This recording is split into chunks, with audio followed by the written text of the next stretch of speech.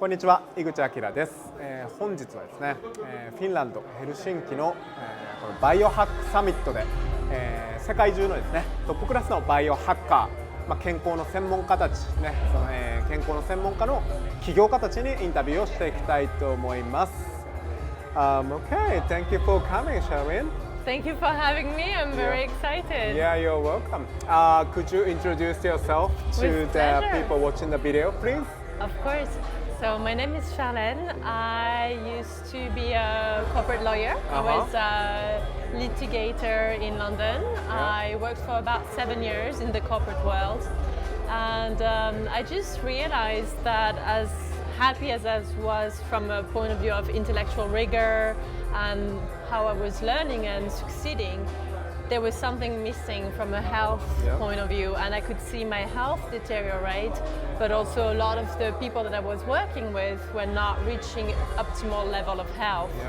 So I decided to adopt a different lifestyle. I went to live in Indonesia, and then I went to spend time in India in an ashram, living with monks for a couple of months and just learning about meditation and mindfulness. And then I continued my path and I decided to become a coach to really help other people understand the tools that I've been using to feel calmer, better.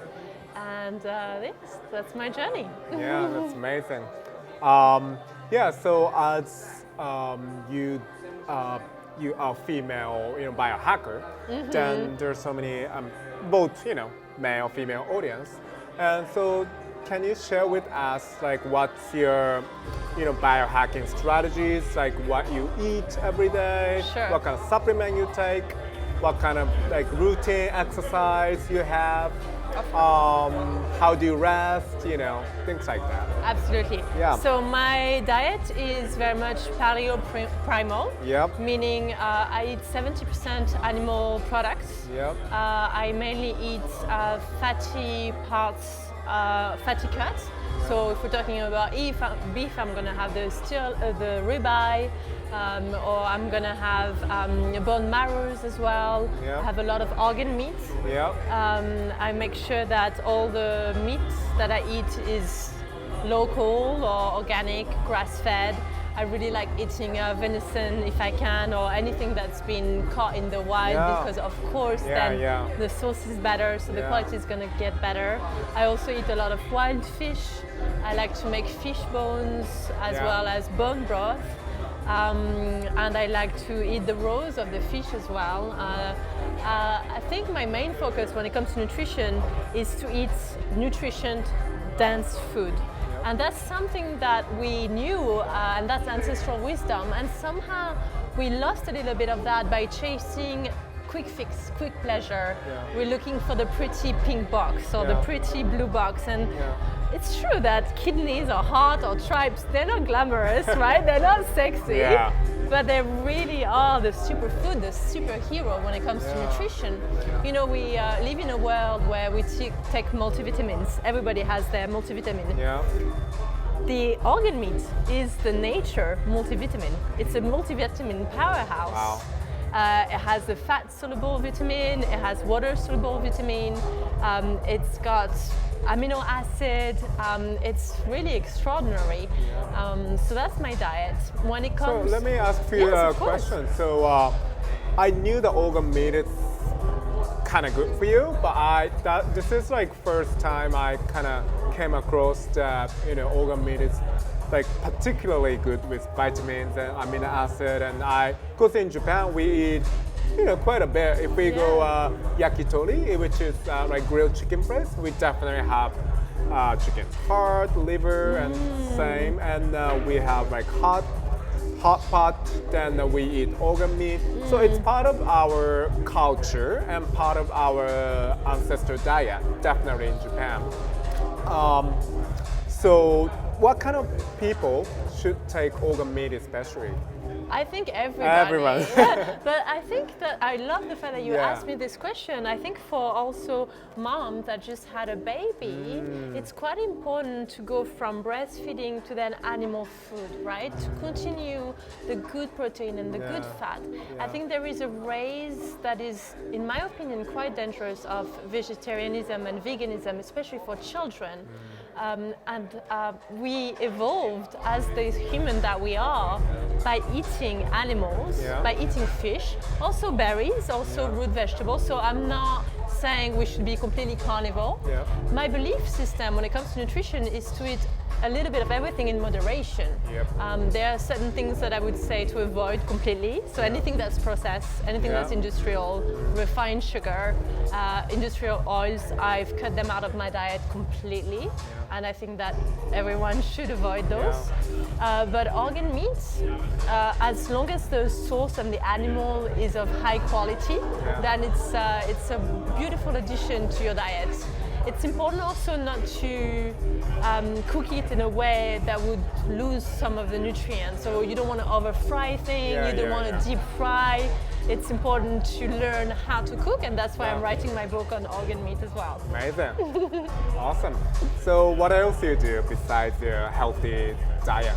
I also don't eat quite often. So another one of my hack when it comes to food is food and also fasting. I think it's super important to fast.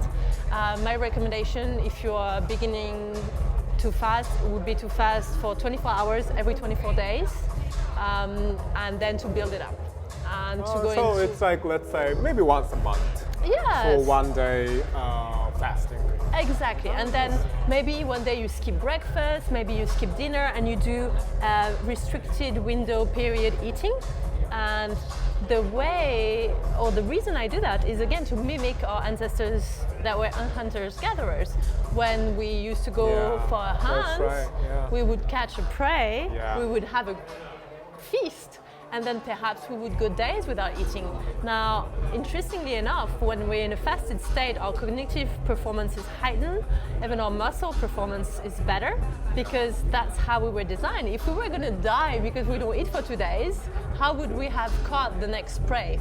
Right, so if we fast, because that's what our ancestors been doing, they had to. That's how, if you measure your body, if you fast, your human growth hormone comes out. Exactly. And because your body tells you, oh, shit, you may not get next lunch or dinner, you want to prepare, then the more human growth hormone come out, then you get more healthier and stronger.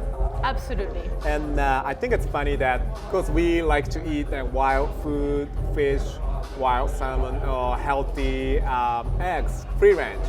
But if we keep eating that, like brunch, morning, breakfast, lunch, breakfast, dinner, we become like cage ourselves. Like, we are not like, damn, we go gym. We just, we need to do, be more kind of wild, the lifestyle and the diet, as you told us. Yes, and also I think a good advice for everyone is go forage, go and understand your ecosystem, go and eat the local things around you.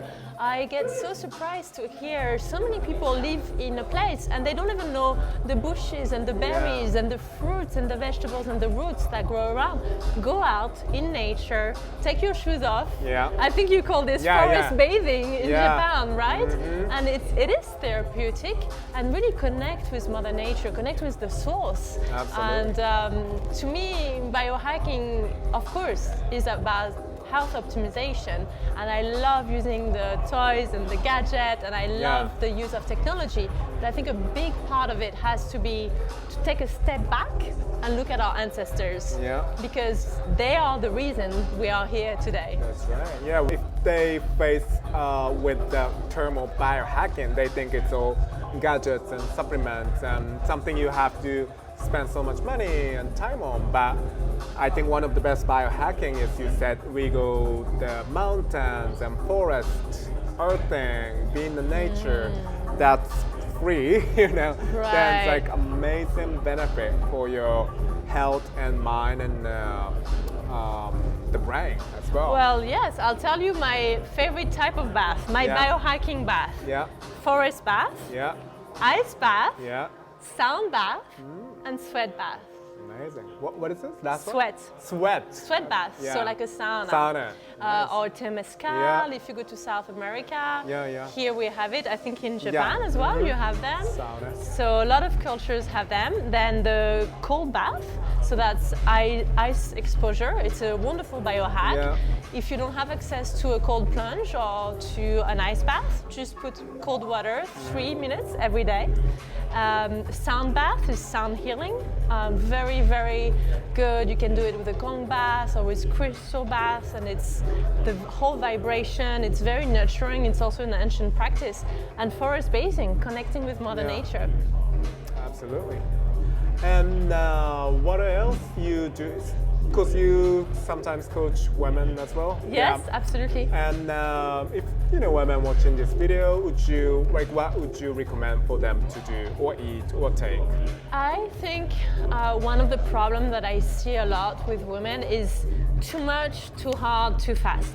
And we need to nurture that female body, and that's why I became a yin yoga teacher.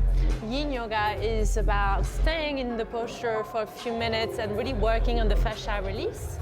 And my little advice or tip when it comes to fitness for women would be working out, sure, but I would suggest functional body movement, regular movement, perhaps walking every day, walk 10,000 steps every day, lift something heavy every day, stretch, do a bit of yoga, but I wouldn't recommend to push too hard because otherwise you're going to stress yourself, you can have injuries, and I think this is both relevant for male and for female. We see this kind of gym rat race, calorie in, calorie out, and it doesn't work like that because hormones are very important, and if you stress your body out by working out in a very strenuous way, you're actually going to put yourself in a state where you're going to feel hungry, so you're going to overeat, you may not sleep as well, you could...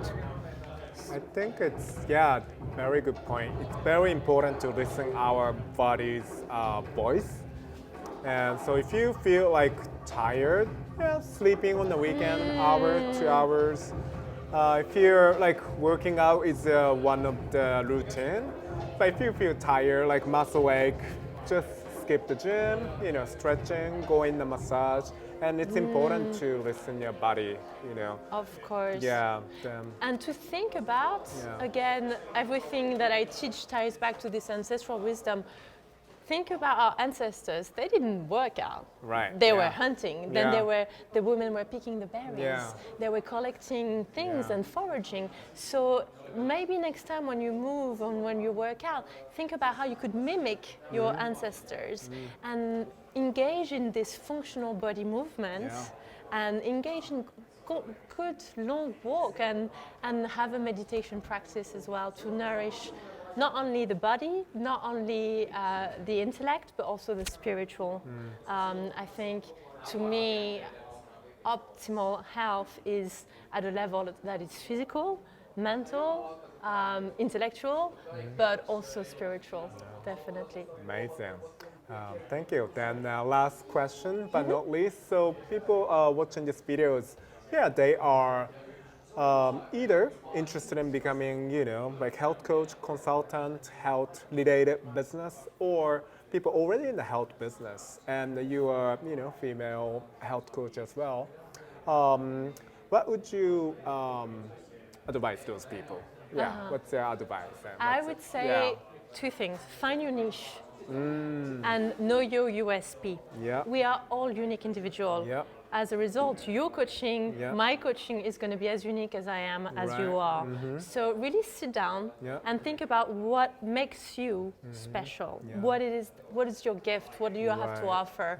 What is that special thing? What's your story? What did you experience? What's your story? Exactly. What do you struggle with? That's right.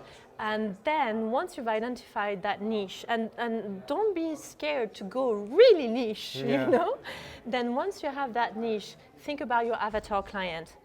Who are you? What do you know? How can you help? And then who are they? what do they want? Yeah. And it doesn't really work. You could be the best coach in the world. You're not a coach until you're coaching a client, right? You become a coach once you have a coachee. Sure. And I think what I've noticed as a sort of beginner's mistake is you work so hard on your career profile and those accreditation, certification, and you forget the client. Yeah. So always bear in mind, who is this for? Yeah. Why do they care? Yeah. Why is it relevant? Yeah. Every time you do something, every time you create a content, ask yourself the question, and so what? Yep.